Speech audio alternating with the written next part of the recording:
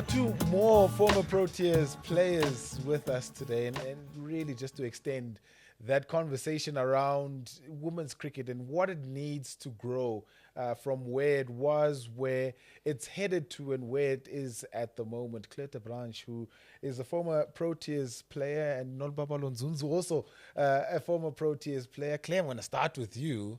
I saw you in Malaysia, and that was a different world altogether. But your reflections of today and what you can learn and what we've learned about women's cricket going forward from this event. Yeah, well, I was actually in Bangladesh. Sorry. No, from what we've learned today, and obviously looking at where we were in the past, it's such a steady but quick growth that I'd like to see it become a even steadier growth. Yeah. You know, but with the same speed. Yeah. You know, so that we can actually just move along a little bit quicker, but with things happening all the time. So I think if that can happen, we'd be in a situation where our future of women's cricket and our future of girls' cricket as well is on a really good footing, a really good base to build from again. Yeah.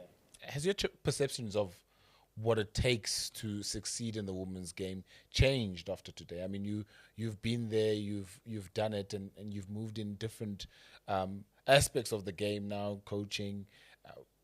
Has your perception changed about what needs to still happen in women's cricket going forward?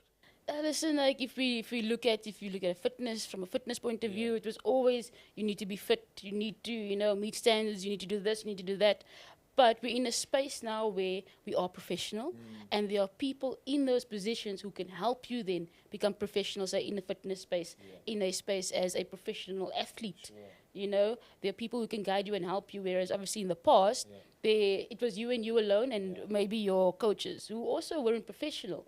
You know, there were coaches who came in, still had a day job, and then came to come and coach your provincial side. Yeah. And if I won't speak on behalf of Nolu, but when Border was still around, or when she played for Border, there was Anton was his name. He was the coach of Border. He was a teacher, and then he had to come and coach at provincial level. You know, for the Border ladies. So with regards to that, we have now in a space where into the professionalism that we've moved into, the progression about getting that support system, the support staff, things like that on board, helps the players also become more professionalized. There was no 2-minute time transition. You run hills, you just run hills. You run hills, you run steps, you run stadium steps, everything. There's no SNCs. No, there's no SNCs, no. The coach was the SNC, the doctor, the physio, the manager. everything. This is not from our side. I heard you share some of the stories. I think pretty much similar to every boy that's played the game and pretty much continued as well in the women's game.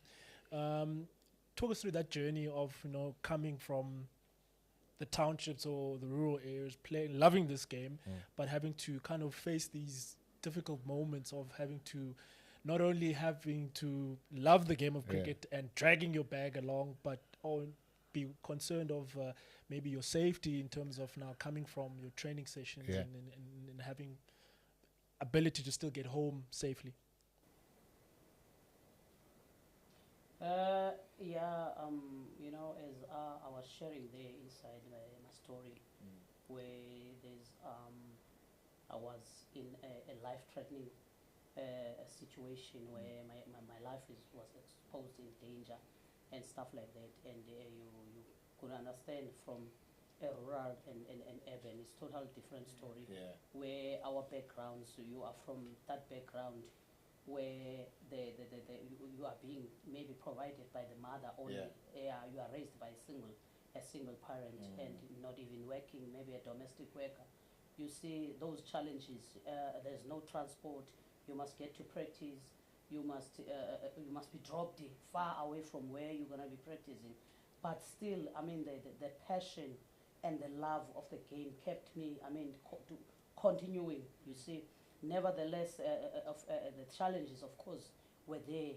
But where you find out you are being robbed many times. You are robbed, and the most painful part is that you can't even share this at home because no parent would allow a child to go. Yeah. You see, definitely your mom at home would say, Stop this cricket thing. Stop this thing. Yeah. I can't lose you. Stop this thing. Yeah. But then it means for you to continue playing the game. Yeah. You must not share everything. So yeah, those moments, and you see where there's no contracts, you must the proper equipment is not there. You go there with no bat, with no shoes and stuff like that. Yeah. But still, you must go and play cricket. But for the love, the love, you see, kept you continue as a player. Yeah. And you speak about the passion, the desire to still continue to play this beautiful game, yet all these problems are in front of you. I would love to know, where was that desire and passion coming from? Because in anyone growing up in the township or in the rural areas, there's easier sports one can take. But yet, this was your love, and no one could kind of take it away from you, even though you had to face these difficulties along your journey. Yeah, the support, number one, from home, definitely. The support from home, and also the background where you're coming from. You are coming from that family of cricket. You see, you are exposed in cricket most of the time, more than other sports. That's where I got the passion. So I was not exposed in other sporting codes. You see, of course they were there, but because no one is doing this at home, and even the area, almost in the Masingata, in King Williamstown, it's the area where everyone is talking about cricket. You see, I know that area very much. There's nothing else but cricket. Like there's nets, there's a cricket oval now there. There's nothing else that gets played but cricket there. Claire, even a young child there, if walking on the street, you could see even taking a stone, bowling with a stone. You see, you're not kicking it. You're not kicking.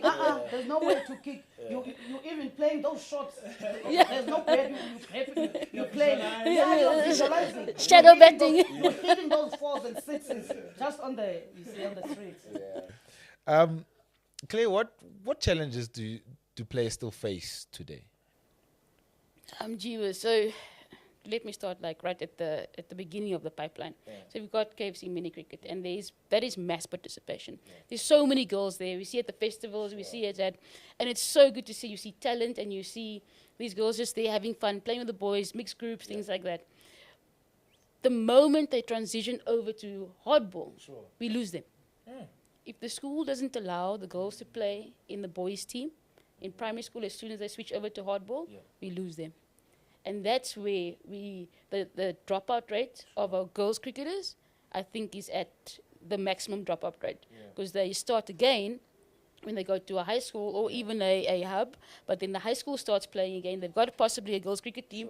That's when they play hardball. But how many years did they now miss out on developing their skills? So if we can, work with schools or whatever it is, but bridge that gap of the transition from mini cricket to hardball cricket, that would be fantastic. To start there, your base would be solid, and then you just grow from there. So to answer that question, that's where we need to start. The dropout rate there is too big in my eyes for the amount of girls that we see playing cricket. And that's when they start going to other sports.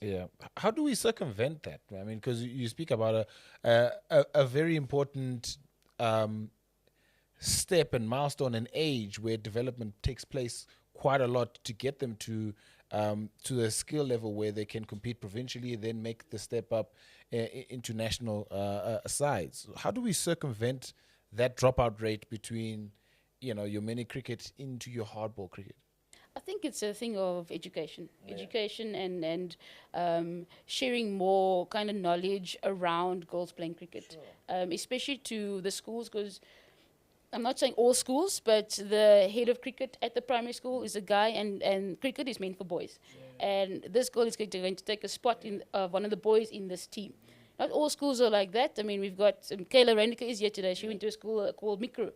And if her coach at that primary school didn't say, come play here, Yeah. we wouldn't have had her here. Yeah. You know, so thank you so much to that guy at Micro, that coach, because more schools or more people within schools like that, to allow girls to play cricket, even in the boys' teams, even if you don't have a girls' team, just will entice girls to play longer, yes.